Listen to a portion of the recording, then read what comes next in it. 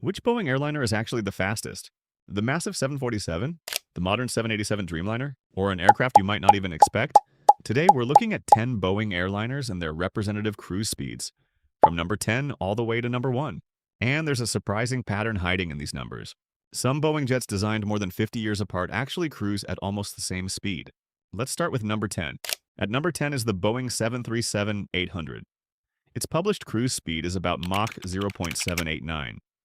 That's roughly 850 kilometers per hour at typical cruising altitude. The 737 wasn't designed simply to fly as fast as possible. It's a narrow-body airliner optimized for efficient passenger transport over short and medium-haul routes. And that balance between speed and efficiency is going to appear throughout this list. Next is the Boeing 757-200, with a representative cruise speed of about Mach 0.80. The 757 is interesting because it's a narrow-body aircraft with relatively strong performance. It was designed to carry passengers efficiently over medium and longer range routes. And despite being much smaller than Boeing's wide-body aircraft, its cruise speed is already very close to them.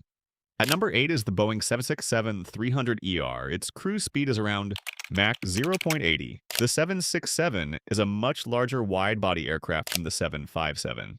But the two aircraft cruise at essentially the same Mach number, and that tells us something important. Commercial aircraft aren't designed around speed alone. Now we're going back to the beginning of Boeing's commercial jet age. The Boeing 707-320B entered airline service in the late 1950s, and its cruise speed was approximately Mach 0.82. That's roughly 880 kilometers per hour under typical conditions. And here's where the comparison becomes surprising. The 707 and 787 are separated by more than 50 years of aircraft development.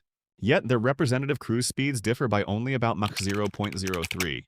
So why didn't passenger aircraft become dramatically faster? Keep that question in mind. At number 6 is the Boeing 720B. The 720 was a shorter-range derivative of the 707. Its cruise speed was around Mach 0.83. So an aircraft from the early jet age was already flying remarkably close to the speeds of later Boeing airliners. The technology would continue to improve, but the ideal cruise speed range wouldn't move very far. At number 5 is the legendary Boeing 727-200.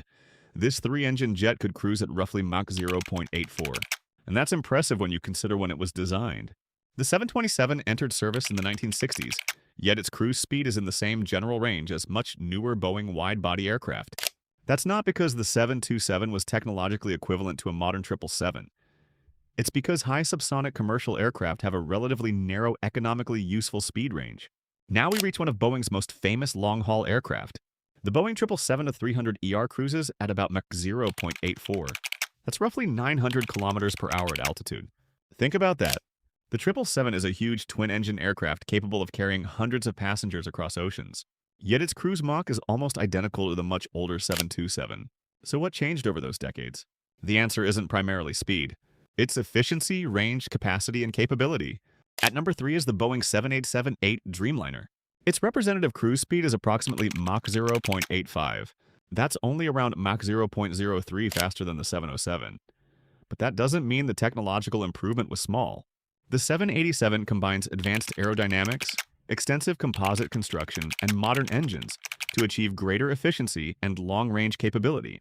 The breakthrough wasn't simply making the airplane faster. It was making the airplane more efficient at roughly the same high subsonic speed. Now we're getting close to the top. The Boeing 747-400 has a cruise figure around Mach 0.85 to 0.855, depending on the source and how the figure is reported. That puts this enormous four-engine jumbo jet right alongside the modern 787 and 777 in terms of cruise speed. But there's still one aircraft left, and it's another 747. The number one spot goes to a much less familiar member of the 747 family, the Boeing 747SP. The shortened 747SP was designed for long-range routes where airlines wanted the range of a 747 with a lighter, shorter airframe. Its representative cruise speed is around Mach 0.86. That makes it slightly faster by published cruise speed figures than the 747-8 Intercontinental at about Mach 0.855. And that's the twist. The fastest Boeing airliner in this comparison isn't the newest 747. It's the shorter 747SP designed decades ago. Why aren't Boeing airliners much faster? Because going faster gets increasingly expensive. As an aircraft approaches the transonic region, aerodynamic effects become more significant, and the drag associated with higher speed flight becomes an important design consideration. For an airline, gaining some additional speed isn't automatically worth the additional fuel and operating cost. So engineers aim for a practical high subsonic cruise regime, fast enough to cover enormous distances quickly, but efficient enough to make economic sense. And that's why the numbers in this video are so close. The 707 about Mach 0.82. The 787 about Mach 0.85. More than 50 years apart, but only around Mach 0.03, separates their representative cruise speeds. The revolution wasn't simply about flying faster. It was about making the airplane more efficient while flying at roughly the same speed. Better engines, better aerodynamics, better materials, lower fuel consumption, longer range, greater capability.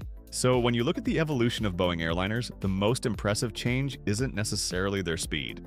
It's how much more efficiently they can fly at almost the same speed. Because in commercial aviation, faster isn't always better. Sometimes, the real engineering achievement is getting much more out of the same speed. If you enjoyed this aviation deep dive, make sure to subscribe to Timeline Horizon and share this video with someone who loves aviation. And if you want to keep exploring, check out the video here in the top left, or dive into our Aviation Basics playlist shown in the top right corner of the screen. There are plenty more interesting aviation topics to discover.